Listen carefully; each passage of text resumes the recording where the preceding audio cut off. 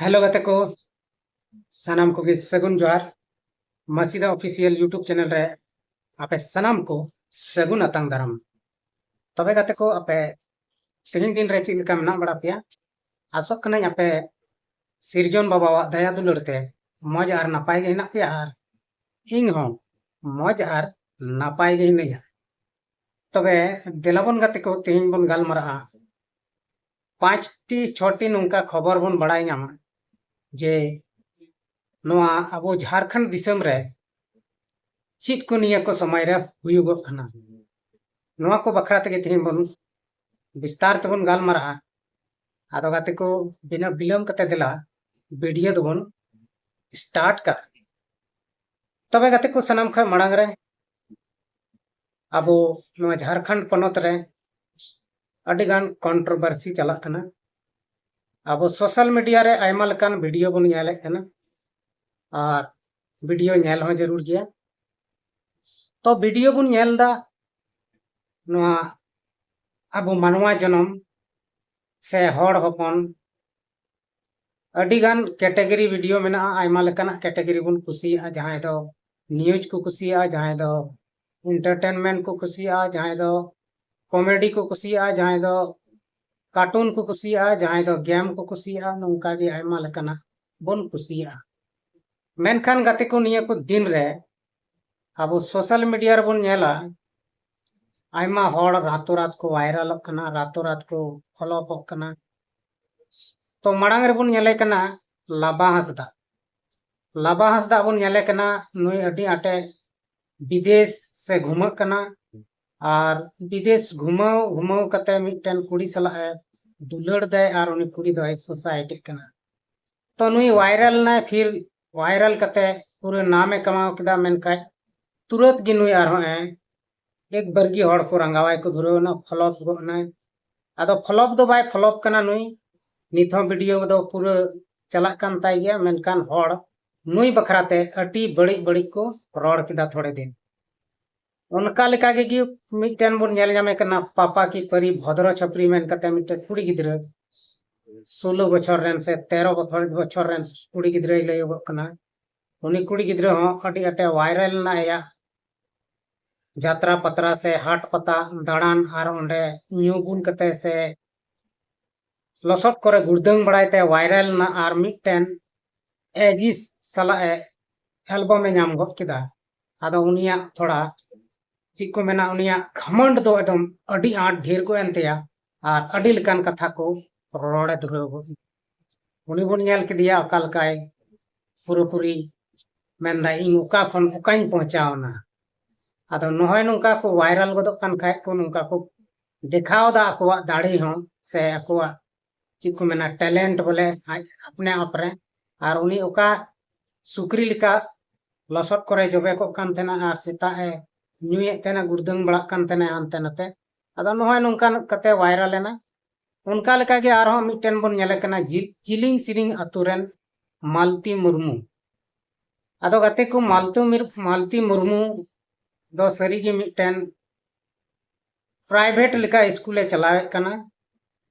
माने ट्यूशन लेका पढ़ावे को गिद्र तो पहिल दो 100-150 गिद्र को जमा कान थेना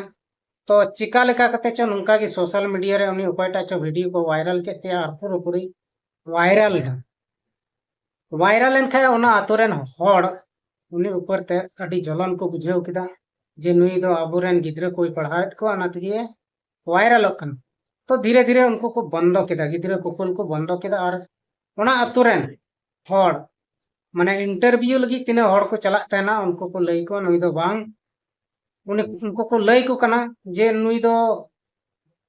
बोले फ्री ते दो बाय पढ़ाए को पैसा टका हनते नते को यामे कन गया आदो सरी कथा दो नोआ कना जे पैसा टका दो ओंडे जखने खुलेव का खाय दो नाम गते कन गया और नाम हो जरूर कन गया चिदा से बाम नाम खाय दो आमा रोजी रोटी चिकाते चला तम आदो नुई दो एहब लेदाय अडी मौज गी और ओना मौज एहब कते गी माने फ्री तगे एहब लेदाय ओना फ्री ते एहब ले कारण ते अब नोडे मिटन बन फोकस आयमा हड़ आयमा लेका को रोड़ दा जे टकाय जम किदा चिकाय किदा प्लान किदा आदो जहां हड़ उनी जुदी पैसा टका को एमाय खान दो जम बखाने चिकाय उनी दो जम लगी गिते कमी कना हाँ रेंगे ते तहन लगी दो बाय कमी कना उनी दो हो बोया को आयमा हड़ पे मेनदा नुई पैसा जम किदा से चिका किदा फलान किदा ढकान किदा आदो उनी दो जम न्यू लगी गी पैसा दो कमी कना और एनजीओ वाला उनी को गणो दिया और गणो हो दरकार एनजीओ वाला हो उनकान स्कूल दो को खुले बड़ाई दा हानते नते तो ओड़े को नाम के खाय रिपोर्ट हाँ अच्छा को कूल किदा से आल उनको को मेन दड़े कना आले तीन मौज ले कमीदा भाले ले कमीदा नुंका कते उनी सहयोग को माव दिया किछु किछु और आज हाय कमी किदा तो ओना बीच रे जखन वीडियो वायरल कन तया तबे अडी दुख रिया कथा हुयुक कना अडी दुख रिया कथा दो ची उनी वीडियो रे वायरल कन खा अतो हड़ उनी ऊपर ते दुश्मन को लगावना जे मेनते नुई दो वायरल ना नुई दो आयमा टका लाखों टका करोड़ों टका कमी आए चिकाय फलाना ढकाना अदो देखो जुदी सोशल मीडिया रे हजु खान दो उनी दो लाखों टका होय कमी दाड़िया मेनखान नोआ रे बाय हजु खाय दो बाय कमी है आदो उनी दो वायरल ने उनाते उनी दो कमी दाड़िया मेनखान नुकु गोगो अतो रेन हड़ नुई विरोध रे नितो नोआ को मेनेदा जे नुई दो संस्था खो पैसा नामदा आयमा लेकाना आयमा से खो पैसा टकाय नामदा आयमा हड़ को माय कना नुई दो नितो दो आयमा हड़ टकाय जम किदा और आलेरन गिद्रा को बाय पढ़ाए को मजते से चिकते आयमा लेकाना कथा नितो दो ओडोको कना मेनखान नुंका दो दिक्कत गया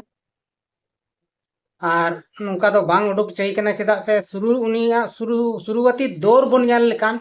जे मेनते उनी बिना आया जम कते उनी पढ़ावे को थेना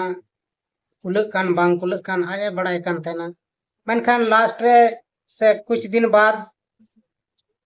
सपोर्ट नामे खाय भले गया और उना सपोर्ट हो उनी दो जहान 1-2 लाख से 5-10 लाख दो बाय नामे कना सपोर्ट हो एकेन 500-600 जे नामे थेना आदो नोआ लगी ते हड़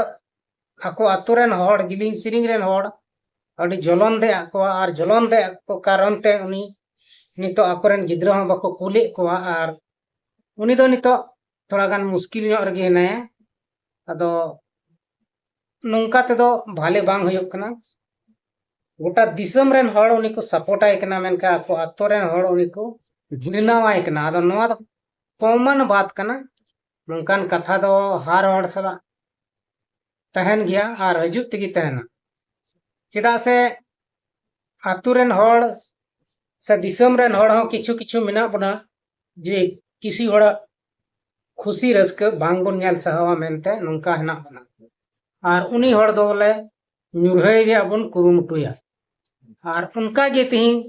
नोआ जिलिंग सिरिंग आतुरेन हड़ को हुदिस दा और को हुदिस किदा जे नंका दो नुई दो बोले पैसा टका आयमा हड़ा जम कदा चिकाव कदा फलान कदा ढकान कदा आदो पैसा टका दो ची जमाय हो बोया उनी कमी कना उनाते उनको माय कना वायरल ने उनाते यूट्यूबर हो सेन कते किछु किछु पैसा को चुपुड अटवाय दो आपको अतोरेन दो थोड़ा ठीक बको कमी लेदा नंका दो बांग कमी जरूर कना और अब बन ᱧᱮल दाड़े को कना नुआ अतोरेन हड़ हो जे तिना बाड़ी को रोड दाड़ी कना उनी विषय ते तबे गाते को नोआ जिलिंग सिरिंग अतोरेन हड़ बन ᱧᱮल के को तिना बड़ी हेना को उनी मिटन 12 महीना रेन गिद्रा खबर कते जखन गिद्रा ये पढ़ावे को थेना उन वक्त रे दो उनको जलन बांग हे को हम रे दो चिलका को बुझाव किदा बाबन लई किया मेनखान नितो बन ᱧᱮᱞ को जे उनी जखने वायरल एन खान उनको जिलिंग सिरिंग अतोरेन हड़ दो अड़ी जलन दे को और उनी पूरी ᱧᱩᱨᱦᱟᱹᱭ रे को कुरुमुटु किदा और नंका इयते उनी गिद्रा हो पासे बाको कुले को ताकोआ और अडिगान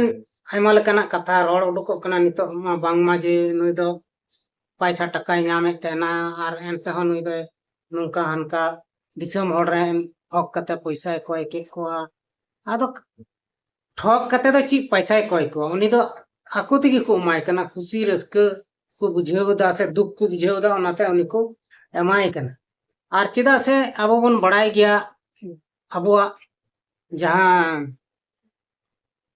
को मेना अब संताल को दो नोहे नोआ की कटी कटी इगो से घमंड मेना तबना जे जहां हड़े रकाब कान खा उनी दो आम दो आलम रकाब चुया उनी दो बीच कम उनी दो और रुड़े और ᱧᱩᱨᱦᱟᱹᱭ आदो देखो नोंका कते दो आबुआ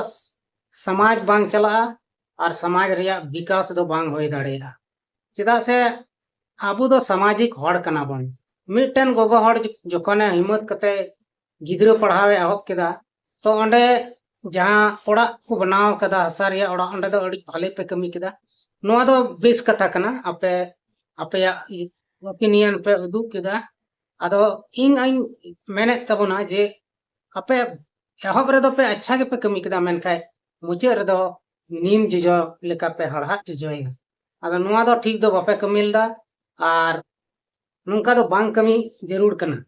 मेनखान नितो आयमा कंट्रोवर्सी चला कना सावता अभियान यूट्यूब चैनल वाला और घूस गुडू यूट्यूब चैनल वाला नुकिन किन लड़ाई कना बांगमा नुंका हनका आयमा किसिम किन रोड़ कना मेनखान उना कुसला अबो मतलब दो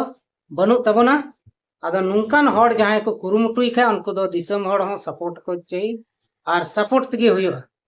और निया को हली रे उनकिन अक्किना चैनल बकिन बनाव का आदो होय दाड़ेया हजु कान दिन किन यूट्यूब चैनल होकिन बनाव और किन कमी हा आदो गाते को तबे तिहिया नोआ वीडियो रे दो इनके गेबुन न्यापाम कना और नेक्स्ट टाइम रेबुन न्यापाम नाते नोड़े गे तिहिया नोआ वीडियो दई मुचे तबना मा तबे एंडे कान मुचे जोहार।